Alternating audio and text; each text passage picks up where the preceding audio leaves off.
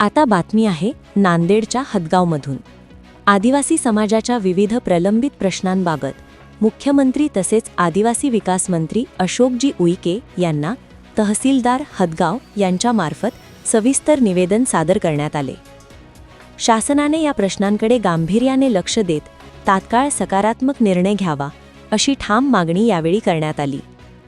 निवेदनात आरक्षण, शिक्षण, रोजगार, शिष्यवृत्ती, जमिनीचे हक्क, बोगस आदिवासी प्रकरणे तसेच रिक्त पदभरती या महत्त्वाच्या मुद्द्यांचा समावेश असून या सर्व प्रश्नांवर त्वरित कार्यवाही करावी असे नमूद करण्यात आले।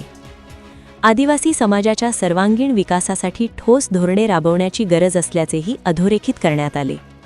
यावेळी अंकुश मिरासे, तालुका युवा अध्यक्ष, अखिल भारतीय आदिवासी विकास परिषद, नवी दिल्ली, देवा मिरासे, जिल्हा उपाध्यक्ष, नांदेड, श्रीरंग देशमुखे, सरपंच, नारायण गव्हांडे, चेअरमन, अशोक राठोड, विशाल भिसे, राजेश डुकरे, चंद्रकांत वानोळे, चांदू चाकोते, गोविंद धनवे, विश्वांभर वागतकर आदी उपस्थित होते।